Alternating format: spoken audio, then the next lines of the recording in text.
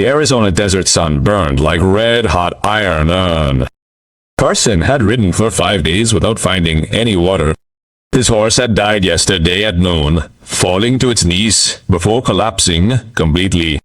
Now Carson walked alone, dragging his feet across the hot sand, his cracked lips bleeding and his tongue so swollen he could barely breathe through his mouth. "I'm going to die here," Carson thought, falling to his knees on the burning sand. The blue sky swirled overhead. Vultures were already circling overhead, waiting patiently. But then, through his blurry vision, he saw something. On a rocky hilltop in the distance, something shimmering in the sunlight. It was a mirage, another cruel illusion of the desert. Carson had seen so many in the past 2 days that he no longer trusted his own eyes. But something inside him, some primitive survival instinct, compelled him to move. He gathered his last strength and began to crawl up the hill. Every move was agony.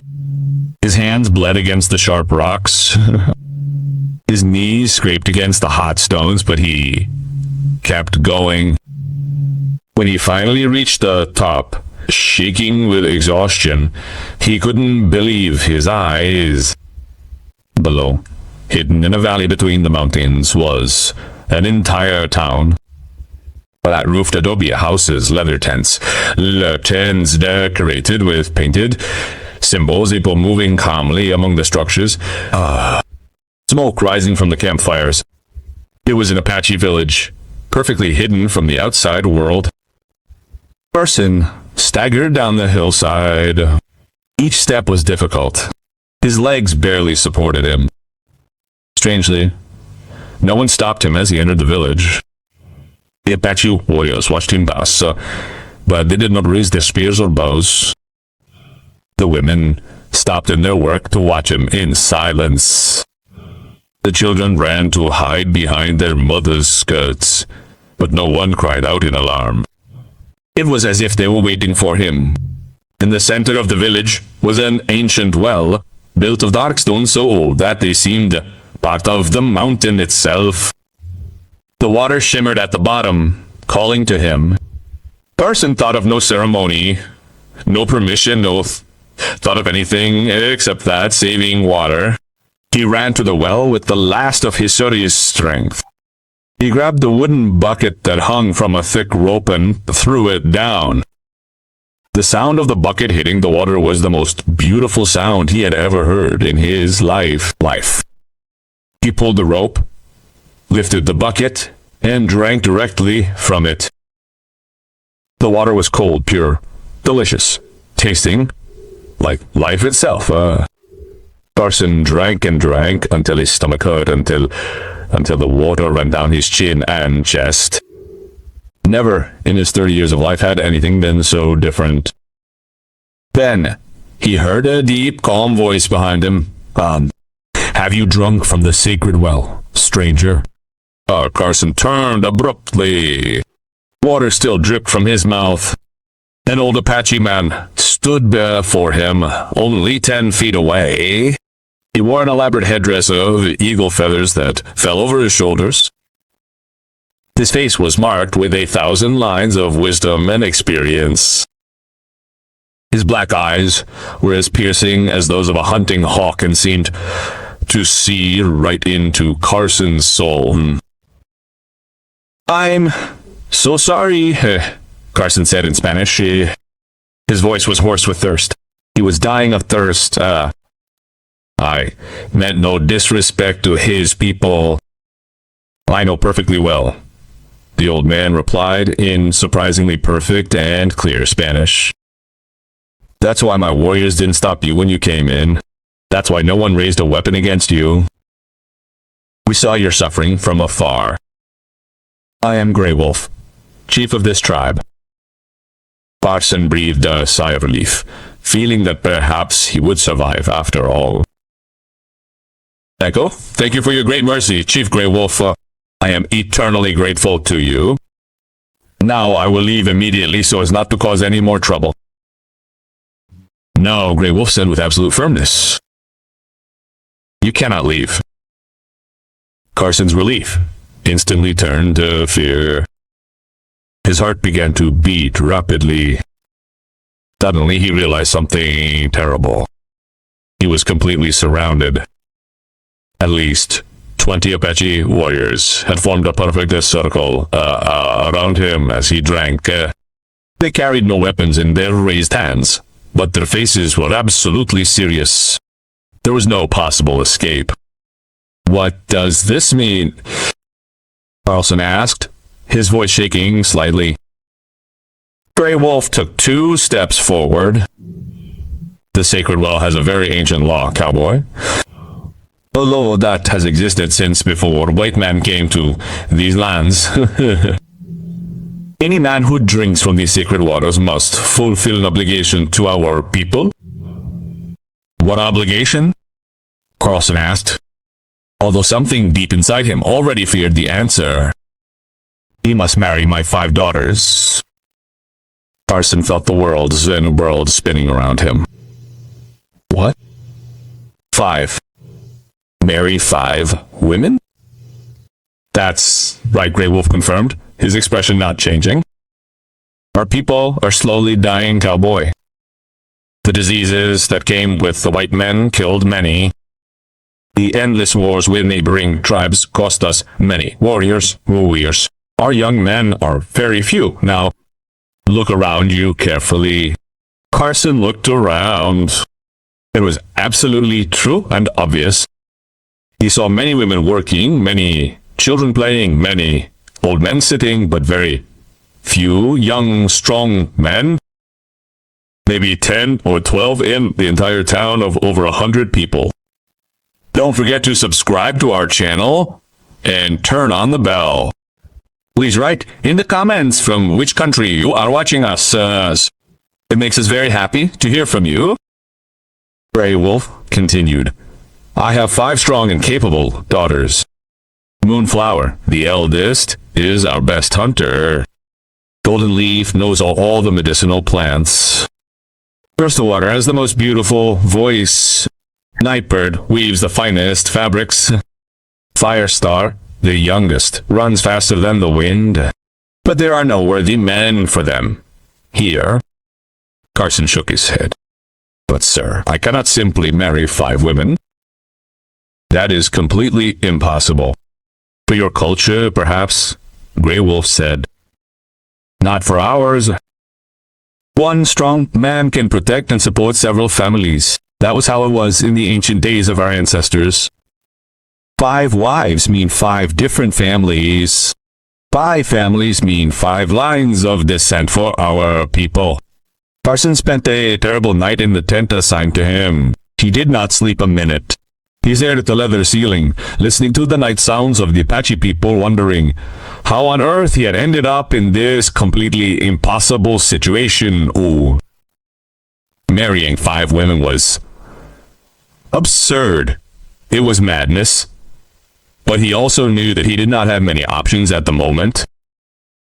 When as the sun rose over the eastern mountains, Grey Wolf came to fetch him himself. The old chief didn't seem to have slept that little.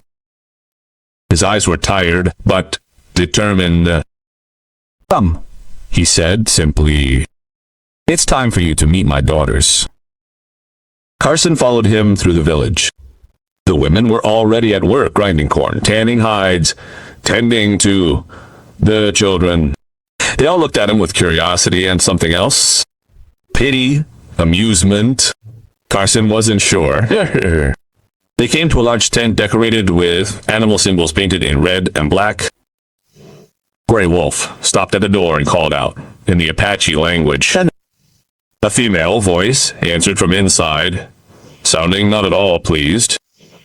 "They all speak Spanish," Grey Wolf explained. "The missionaries who came through years ago taught them." Carson stepped inside nervously. What he saw left him speechless. 5 women sat in a circle around a dead campfire. 5 women completely different from one another, each unique and beautiful in her own way. and all five were looking at him with expressions that ranged from curiosity to outright hostility. "Sisters," Grey Wolf said formally, "this is Carson, the man who drank from the sacred well." The tallest woman stood first. It was tall and muscular, with strong arms and calloused hands. Her black hair was braided tightly back. A household knife hung from her belt. Her eyes assessed Carson as if he were prey. "I am Moonflower," she said in a loud, clear voice. "I am 28 years old. I hunt deer, mountain lions, and oxen. I have killed 3 wolves with my bare hands. I do not need a weak husband who cannot keep up with me in the mountains." Carson swallowed. This woman was intimidating. The second woman rose gracefully. She was shorter, with kind but intelligent eyes. She smelled of medicinal herbs. Her hands were stained green from the plants she processed. "I am Goldleaf," she said more softly. "I am 25 years old. I am the healer of this village. I know 300 different plants and their uses. I have saved many lives, including my father's twice." She looked Carson straight in the eye. "I don't need a husband who doesn't respect knowledge." The third woman stood up, singing a musical note, making it sound like an introduction. He was cheerful and energetic, with an expressive face and bright eyes. "Aboomies. I am Crystal Clearwater," she sang literally. "I am 22 years old. I sing the stories of our village. I teach children the old songs. I make the old people laugh when they are sad." She laughed. "I don't need a boring husband with no sense of humor." The fourth woman stood up silently. She was slender and observant, with long, elegant fingers.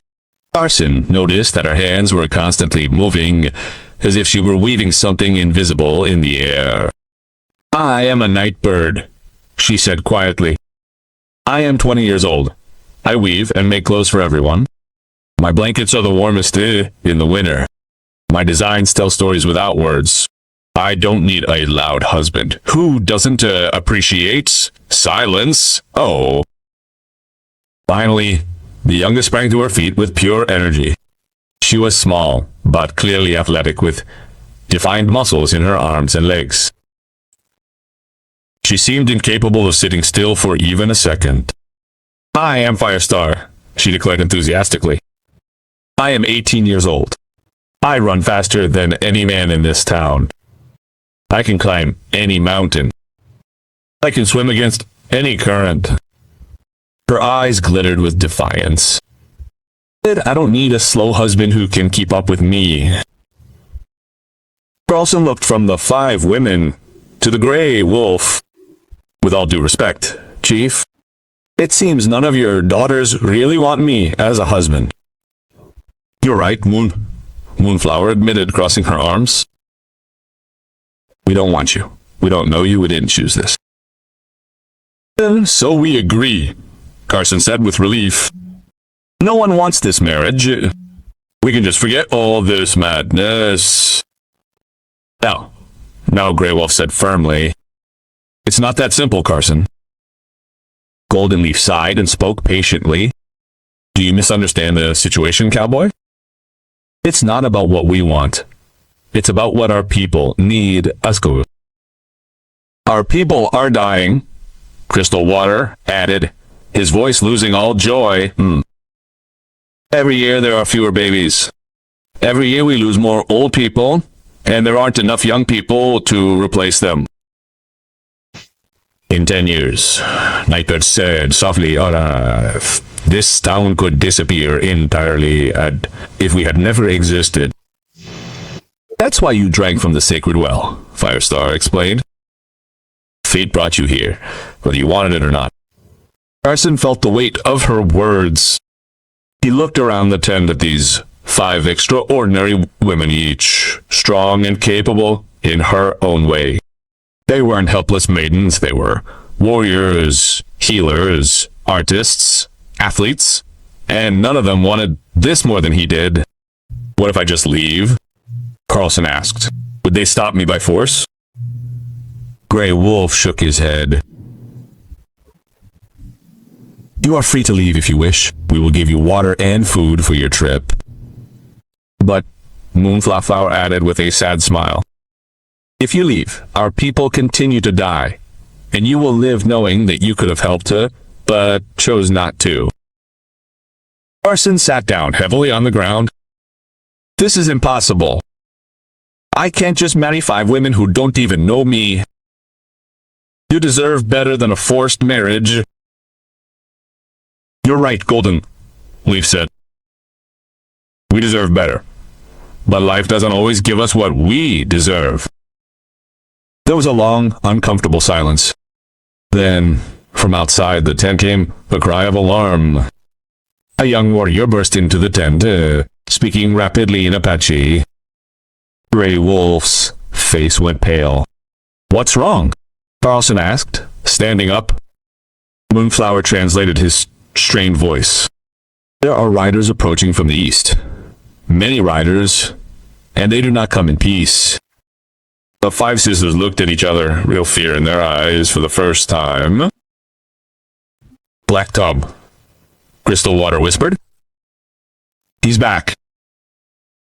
Carson saw that even Grey Wolf, the powerful chief, looked worried. Who is Black Tom? The worst man you will ever meet, Firestar replied grimly. Black Tom rode into the Apache village at noon, with 12 armed men on black horses. Carson watched them from Grey Wolf's dole woven, feeling his stomach clench. He knew such men. He had seen many like them in his years as a cowboy traveling the West. They were outlaws, robbers, men without honor or conscience. Black Tom was named for the black scar that ran across his face from forehead to chin. He was a huge man, almost 7 feet tall, with shoulders as broad as a bull's. He carried 2 pistols in his belt and a rifle in his saddle. His eyes were cold as winter ice.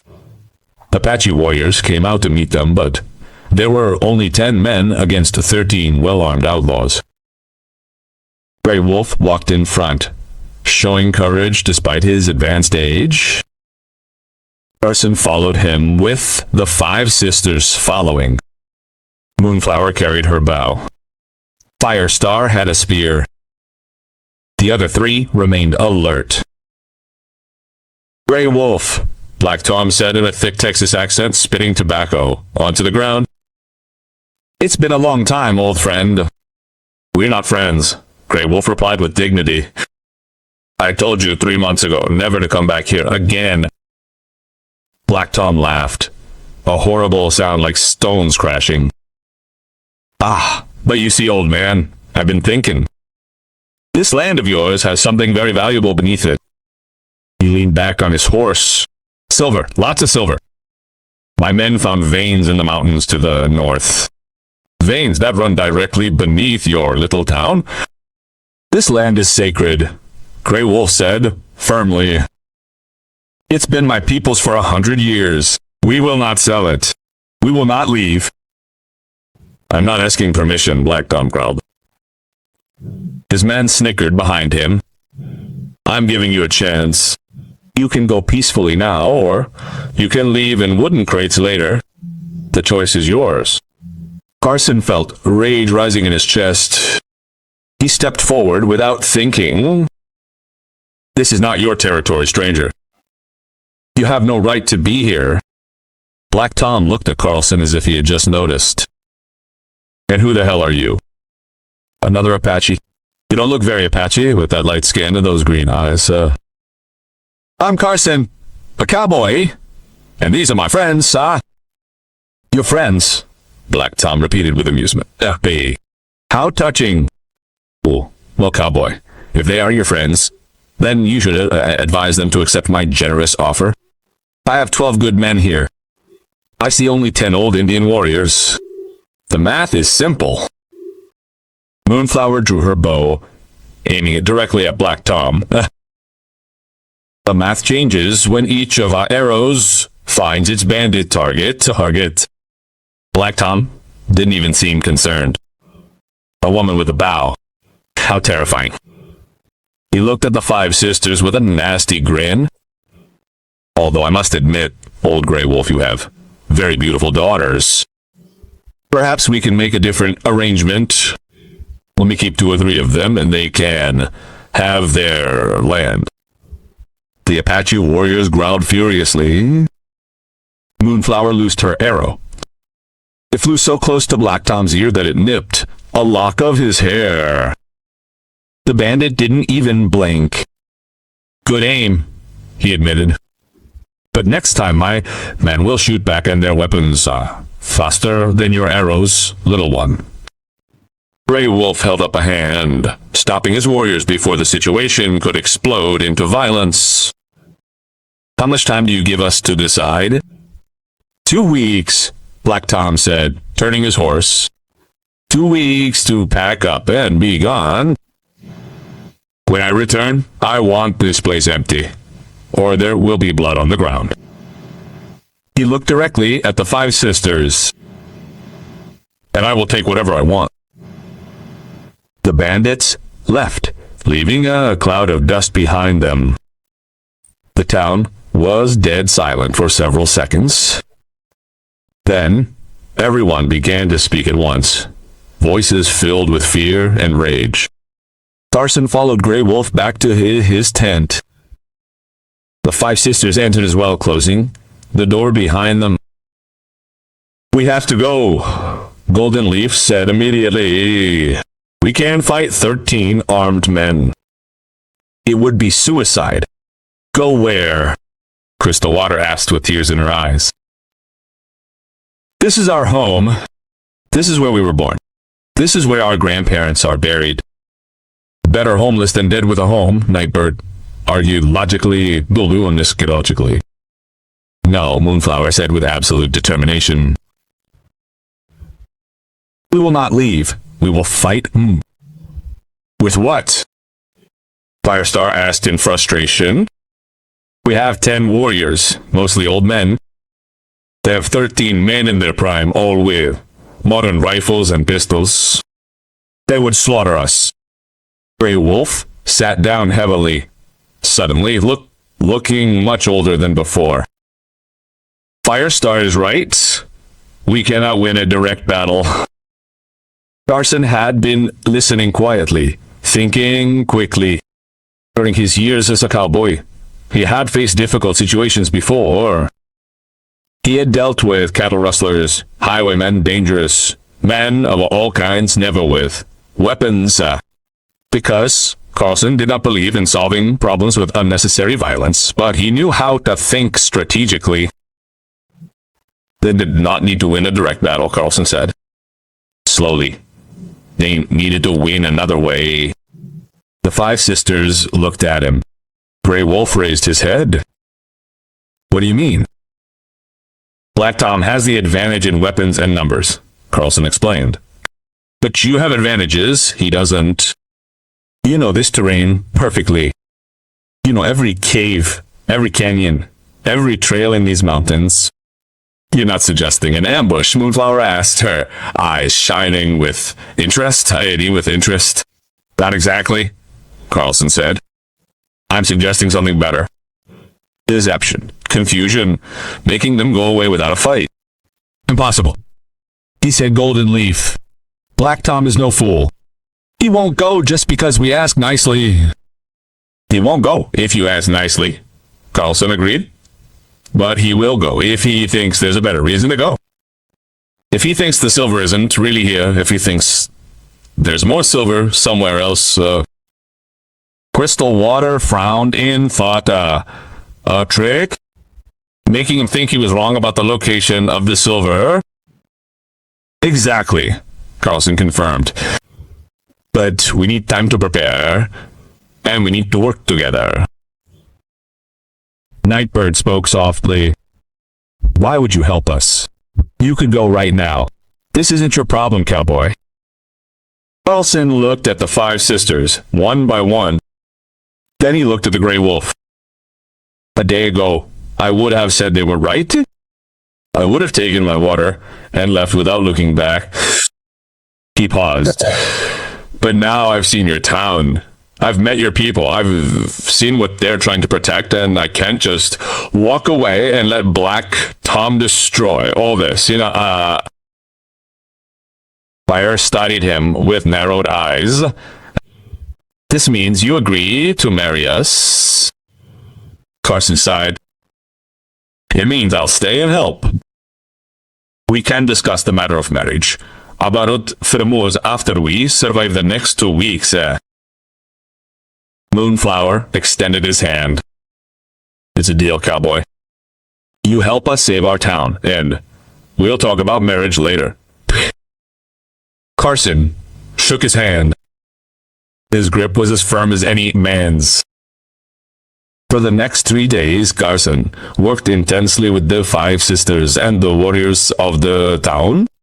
Each morning began before dawn, and each night ended under the stars. There was no time to waste. Black Tom would be back in less than 2 weeks. On the first day, Carson asked Moonflower to show him exactly where Black Tom and his men had found the silver veins. She rode him into the northern mountains with Firestar, following in case they needed a quick messenger tie-ins. Here, Moonflower pointing to a small cave in the mountainside. My scouts saw them digging here 3 months ago. They found silver, but not much. Just small veins. Carson examined the cave carefully. He went inside, felt the walls, studied the rocks. Perfect, he murmured. This is perfect for the plan. What plan exactly? Firestar asked curiously. It's been very mysterious these days. Because I need to make sure it works, Carson replied.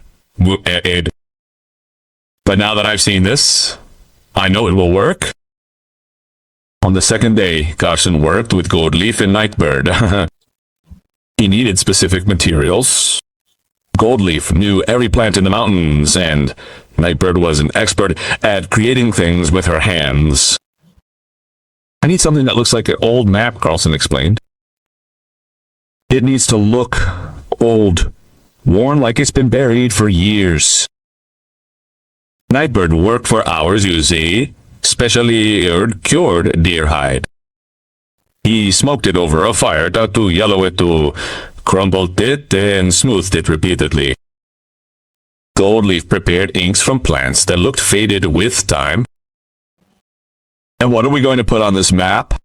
Nightbird asked as he worked. A treasure that doesn't exist, Carson replied with a smile.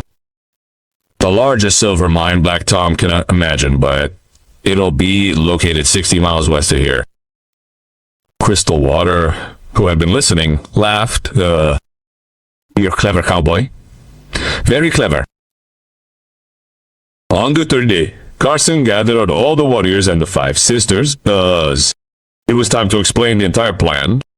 Black Tom thinks the silver is beneath this town, Carson began. But we're going to make him think he was wrong, that the real silver is a long way from here. How? One of the older warriors asked skeptically. We'll just tell him and he'll believe us. No, Carson explained. We'll let him discover the map by accident. Humans always believe more in what they discover on their own than in what they're told. Carson unfolded the fake map that Nightbird had created. It was a masterpiece. It looked to be decades old. It showed mountains, rivers, and in the center, marked with a large X, was the location of a supposedly massive mine. This is brilliant, Moonflower admitted, studying the map. But how do we get Black Tom to find it without him getting suspicious? That's where you all come in, Carson said.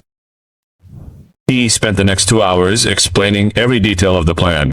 It was complicated, requiring perfect timing and a bit of luck, but it was their best chance. The next few days were ones of intense preparation. Moonflower trained the warriors in diversionary tactics. Firestar practiced escape routes in case anything went wrong. Gold Leaf prepared medical supplies in case anyone got hurt. Crystal Water taught silent signals to communicate during the plan. Nightbird created disguises and the tools they would need. Carson watched the five sisters work and marveled at their coordination. They were completely different from one another, but together they formed a perfect team. Each complemented the other skills. One night, as Carson was reviewing the final details of the plan, Grey Wolf came to sit beside him. "You have worked hard for us," the old chief said. "My people are grateful." "We have not won yet," Carson replied. Black Tom might not believe the map. He could see through the deception. Still, Grey Wolf insisted, "You have given hope where there was none." "That is worth a great deal."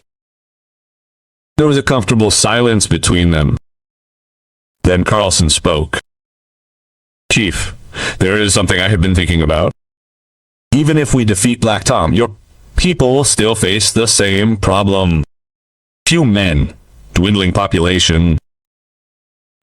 "That is true," Grey Wolf admitted sadly. "Marriage to you would help, but it would not solve the entire problem." "I have been thinking of a different solution," Carson said carefully. "Something that might help in the long run." "What is it?" Carson pulled something from his pouch. It was a small object he had brought with him from his last job as a cowboy. A metal device with wires and a bell. "This is called a portable telegraph. It is old and simple, but it works." Grey Wolf examined it curiously. "What does it do?" "It sends messages over great distances using electricity," Carson explained. With this, his people could communicate with the nearest town, could trade, ask for help, invite others to visit in. Grey Wolf's eyes lit up with understanding of other indigenous peoples, other tribes who were also struggling to survive Funabi. "Exactly," Carson said with growing excitement. "And not just tribes. There are Mexican towns to the south that are friendly. There are honest ranchers who would respect their culture. With communication, his people would not be isolated. They could form alliances, trade, and yes, some good men might come to live here." "This is extraordinary," Grey Wolf whispered. "But how does it work, Ashok?" "How do we set it up?" "We need wires, poles, and someone to learn how to operate it," Carson explained. "I can teach them. After we take care of Black Tom, we can work on that and Grey Wolf called his 5 daughters. When they arrived, he showed them the telegraph and explained what Carson had proposed. The 5 sisters stared at the small device with wonder and hope. "Could this really save our town?" Crystal Water asked. "In the long run?" "Yes," Carson confirmed. "It's not an instant magic fix, but it would give them connection to the outside world, and connection means opportunity." Golden Leaf touched the device gently. "This is an extraordinary gift, Carson. More valuable than any forced marriage. It's not just a gift," Carson said. "It's an investment in the future. A future where your town thrives, grows, and keeps its culture alive." Moonflower looked at him with genuine respect for the first time. "You're smarter than you look, cowboy." "Thank you, I think," Carson replied with a smile. Nightbird spoke quietly. "But first we must survive Black Tom." "Yes," Firestar agreed. "The plan must work perfectly." "It will work," Carson said with more confidence than he felt. The 14th arrived with clear blue skies. Carson and the 5 sisters were ready. The entire village had been prepared. The children and elders had moved to safe caves in the mountains. The warriors were in position. false map was placed perfectly where Black Tom would find it. At noon, dust appeared on the horizon. Black Tom and his 12 men arrived exactly as promised. Carson watched from the high rocks with Moonflower at his side. "Oh, here they come," she murmured, instinctively drawing her bow. "Remember," Carson reminded her, "we don't attack unless absolutely necessary. Let's let the plan work first." The bandits entered the village to find it strangely quiet. Only Grey Wolf awaited them in the center, standing by the sacred well. He looked defeated, his shoulders slumped and his head lowered. "Grey Wolf!" Black Tom shouted, grinning triumphantly.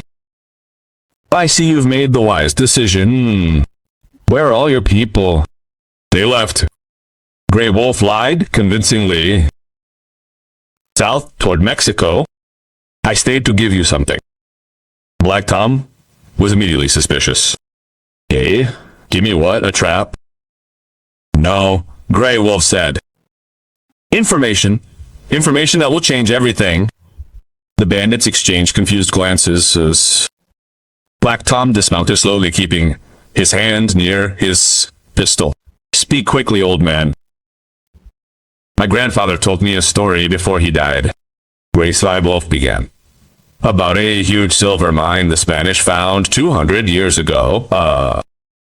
So big it took 100 men to work it. The Spanish abandoned it when the Apaches drove them out." "And what does that have to do with me?" Black Tom growled impatiently. "Because my grandfather knew where it was," Grey Wolf continued, "and he made me draw a map before he died. A map I've kept secret all my life." He pulled the fake map from his shirt. "But now my people are gone. It doesn't matter anymore. Take it. The silver you found here is nothing compared to that mine." Black Tom, he snatched the map from Grey Wolf's hands and a chain. He opened it, and his eyes widened. The map was incredibly detailed, showing rivers, mountains, and in the center a large X with the words Mina Grande written in Old Spanish, Migna. "Why are you giving me this?" Black Tom asked suspiciously. "Because it's of no use to me," Grey Wolf replied bitterly. "My people are old, tired. We can't dig through mountains looking for silver." "But you can. Take it. Just let me die here in peace." Black Tom studied the map for several long minutes. Carson held his breath from his vantage point. It all depended on whether Black Tom believed it or not. Finally, Black Tom laughed. "Old fool, if this map is real, you've just given me a fortune." He looked at his men. "Boys, change of plans. There's a big mine waiting for us to the west." One of the bandits, a thin man with intelligent eyes, frowned. "Oh, boss, what if this is a trap? What if the map is fake?" Black Tom hesitated too. "You're right, Snake. It could be fake." He turned to Grey Wolf menacingly. "Old man, if you're lying to me, I'll come back and burn everything that's left of your village. Aha." "It's not a lie," Grey Wolf said. "But if you don't believe me, then take me with you. I'll show you it's real." This surprised Black Tom. "Will you come with us willingly?" "I have nothing left to lose," Grey Wolf replied sadly. "My people are gone. I'm alone. At least if I come with you, I'll see my grandfather's mine before I die." Black Tom considered this. The logic was sound. "Fine, you come with us. If the map is real, I'll let you live." Carson Panikapu. Carson Panikapu. This was not part of the plan. Grey Wolf was not to go with them. He looked at Moonflower, who had the same horrified expression on his face. But before they could do anything, Grey Wolf mounted his horse behind one of the bandits.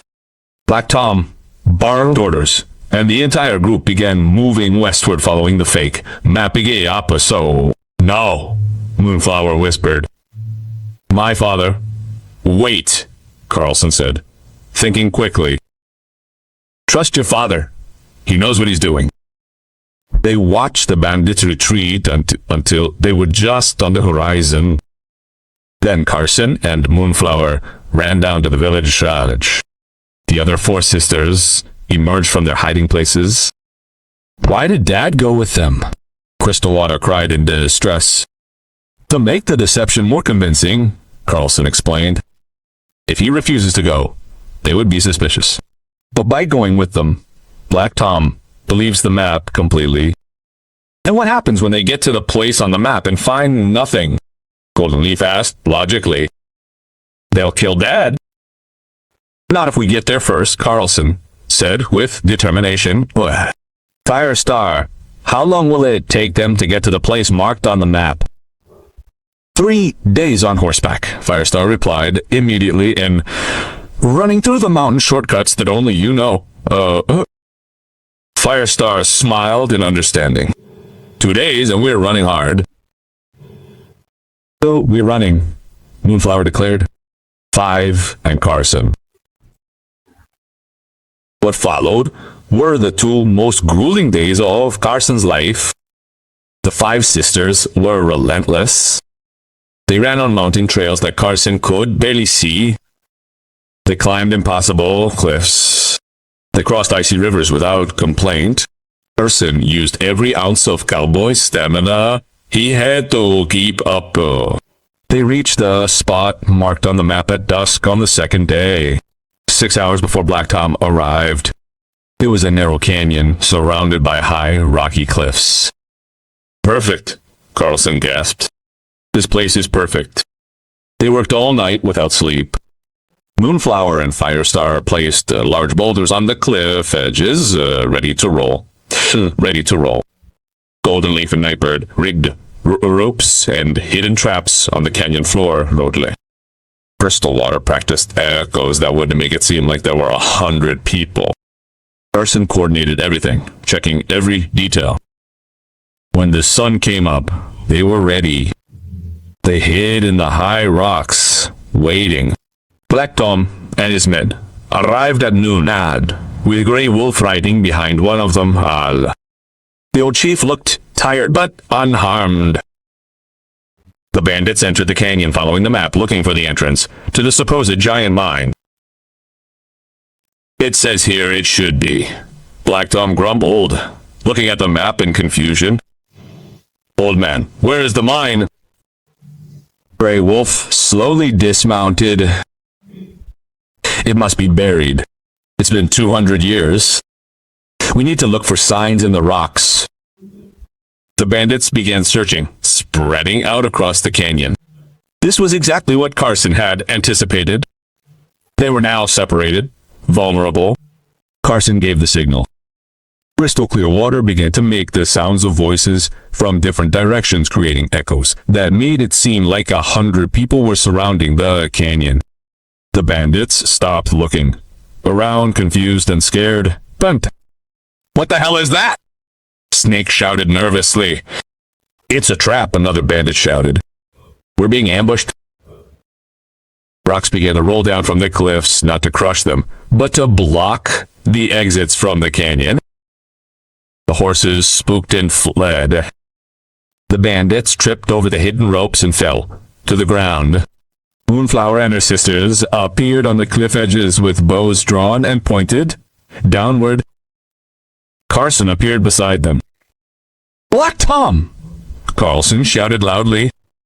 "You are surrounded. Your men are unarmed. Your horses fled. There is no mine. It was all a trap." Black Tom roared in fury. "Damn, old man, you tricked me." He reached for his pistol, but an arrow from Moonflower knocked it from his hand. "There is no need to die today," Carlson continued. "You can walk east. There is a town there, 2 days' walk. Or you can stay here and die of thirst. The choice is yours." The bandits looked to Black Tom for orders, but their leader was defeated. No horses, no weapons, no way out. "Damn it," Black Tom spat. "All right, cowboy. You won this time." He looked at his men. "Let's go. We walk east."